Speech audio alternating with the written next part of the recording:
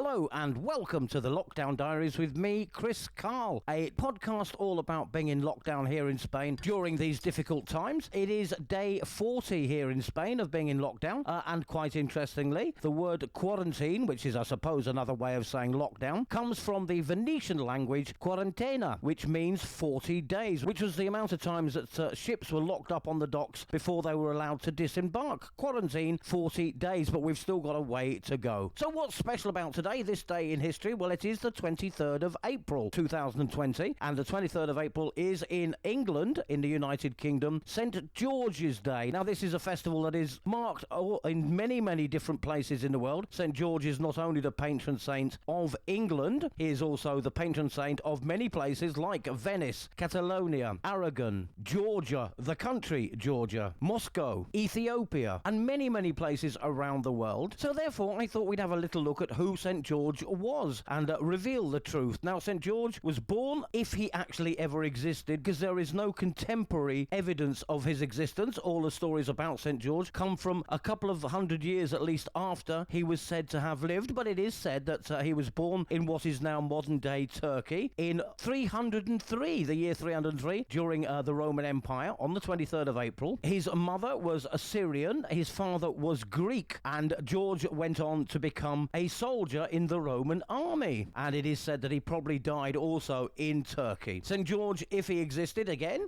but St. George, let's assume that he did. St. George never, of course, visited England, but he is nevertheless the patron saint of England. One interesting thing is that his name means earth worker, or in modern day parlance, farmer, and the reason we celebrate him on the 23rd of April, or one of the reasons, is that it is spring harvest, and people used to pray in the Middle Ages to St. George for a fruitful harvest. As well as being part of Latin and Greek and Christian stories, St. George is also a prophet in Islam, in the Muslim religion as well. And the story of the dragon appeared several hundred years after the first stories about St. George appeared. He was travelling through Syria and saved a town from a dragon. Now, we don't know if St. George existed really or not, but I will have to do some more research to find out about the dragon, and I'll get back to you on that one. So that's a little potted history of St. George and why we celebrate him in England and all around the world, places as far-flung as Ethiopia and Venice as well. So that is St. George, celebrated throughout the world very much on this day, the 23rd of April. A happy St. George's Day wherever you are. Another big event, especially in England, this one I suppose, because he was actually born and lived in England and there is evidence of his existence, is William Shakespeare.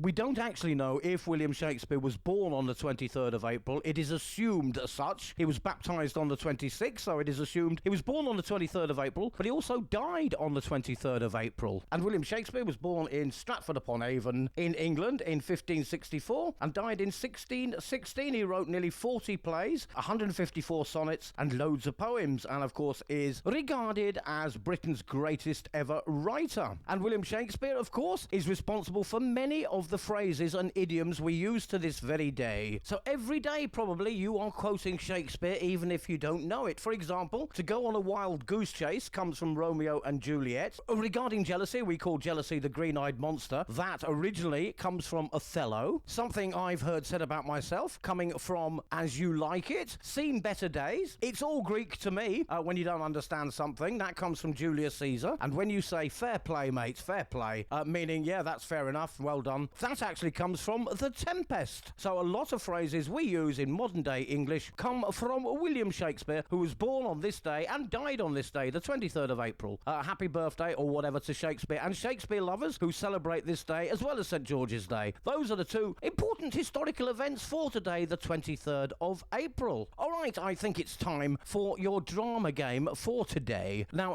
on this podcast with me, Chris Carl, I very often share drama games that I use when teaching drama and acting to adults and children alike. Now, we've looked at monologues in a previous podcast episode, so I thought today we'd do something a little bit different. Get the people you're sat in lockdown with, could be your children, could be your friends and family, to choose their favourite song. Could be any song, old or new, doesn't matter. Print out the lyrics or copy the lyrics out. You can find them just by searching online on the internety flex dongly thing, on the interwebs. Get the lyrics to the song. So you get the song, you think who the character is and what the emotions are and who they're talking to, and you say the song. And then if there's a few of you, you can pick the one that you all like best or that you think you can make a story out of, and you make make a story out of the song. That's your drama game for today. And we shall move on now to my binge-watching suggestion. Every episode of this podcast, I try to give you something that I've watched that I recommend. Some are for the whole family, some are for adults. This is possibly a little bit adult-orientated. There are what they call adult themes. It's a TV series called Flack, F-L-A-C-K, and it's all about an American PR executive played by Anna Paquin. And the character is a woman called Robin who works, as I say, as a PR executive in London. She has to get pop stars, footballers, celebrities, celebrity chefs, and all those kind of people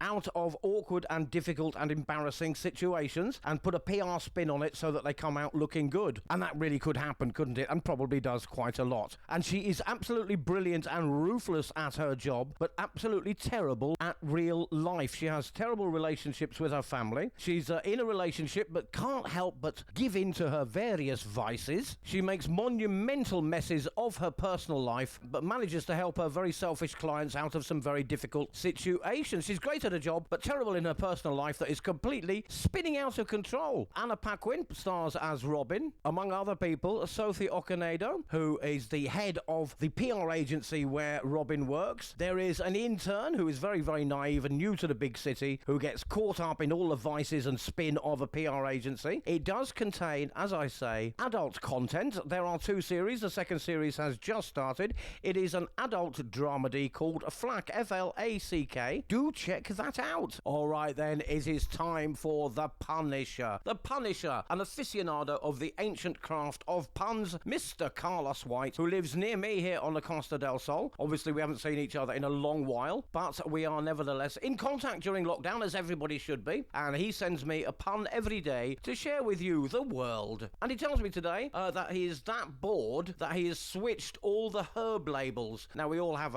herbs in our kitchen in different pots and jars. Carlos has switched all the herb labels in the kitchen cupboard. He says his wife hasn't noticed yet, but the thyme is cumin.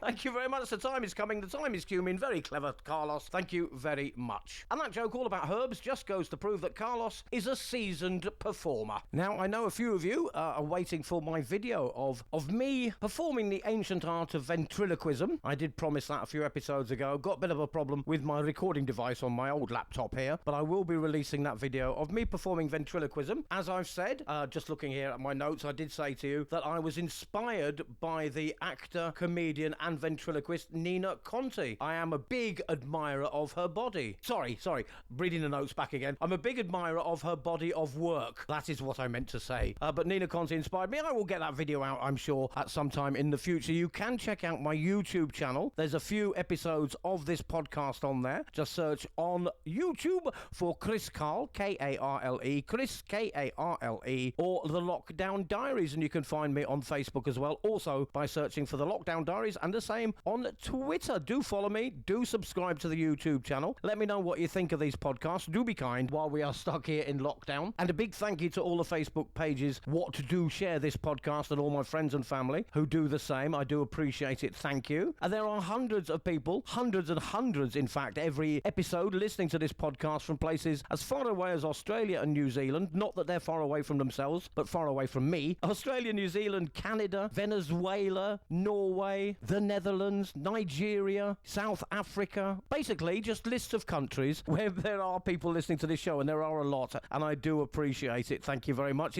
We are going through some tough times, and it is sometimes hard to share this podcast for various glitches and reasons and algorithms, whatever an algorithm is, but there are sometimes some problems sharing this, so I appreciate it when people do share it and make a comment. Thank you so much. It's just all about staying positive and being in contact with people around the world who are going through the same thing. Now, it is different for everybody. Some people are learning a new language or a new skill. Some people are painting great works of art. The rest of us are just sat on the sofa getting fatter and fatter. It doesn't matter how you go through this. You've just got to get through it. It's not a test. It's not a team-building exercise. It's not a corporate retreat. It's not a training session. All you have to achieve is doing the right thing and keeping your distance from others, staying indoors and staying at home. That's the only thing you really have to achieve. And just be kind and smile at people from a distance. That's all I've got time for. Thank you very much for listening. You can catch me every Saturday afternoon and Sunday morning on 93.6 Global Radio, a local radio station here on the Costa del Sol. And you can find them all around the world on allthews.global.fm. And you can find this podcast, as I say, throughout the internet world by searching for The Lockdown Diaries or me, Chris Carl. Thank you so much for listening. Do stay at home, do stay positive, and we will get through this. Thank you so much for listening, and a very big goodbye now.